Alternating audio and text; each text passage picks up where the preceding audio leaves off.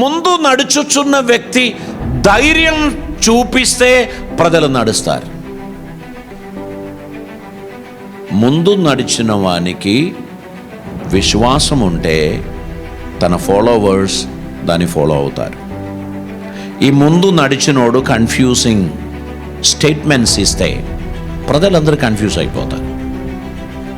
నిన్ను దేవుడు ఒక నాయకుడిగా గుర్తించాడు, ముందు నడిపించడానికి దేవుడు నిర్ణయించాడు అంటే నీవు నీ జీవితంలో నీ వెనకాల వచ్చుచున్న ప్రజలకు గురిని పరిచయం చేయుచున్నటువంటి వ్యక్తిగా ఉండాలని దేవుడు కోరుచున్నారు.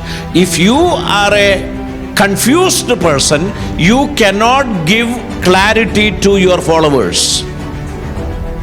మీరు స్వయంగా కన్ఫ్యూజ్డ్ అయి ఉన్నట్లయితే మీ ఫ్యామిలీని గురి ఎద్దకు మీరు నడపలేరు. Because you are totally confused and you are doubtful. You don't have any faith. మీ జీవితంలో విశ్వాసం లేదు, ధైర్యం లేదు, మీ జీవితంలో ఒక పాజిటివ్ యాటిట్యూడ్ లేదు, మీరు కన్ఫ్యూజ్డ్. అలాగైతే మీ వెనకాల వచ్చేవారు అందరూ కన్ఫ్యూజ్డ్ మంద. ఆ ఫ్లాక్ అంతా కూడా కన్ఫ్యూజ్ అయి ఉంటారు. So let us have faith in God. దేవునిలో మన విశ్వాసమును స్థిరపరుద్దాం. దేవుడు మన ముందర నడుచుచున్నాడని మనం విశ్వసిద్దాం.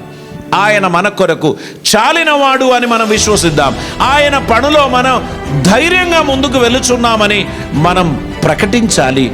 మన ప్రజలందరూ సంతోషిస్తారు. దేవునికి స్తోత్రం.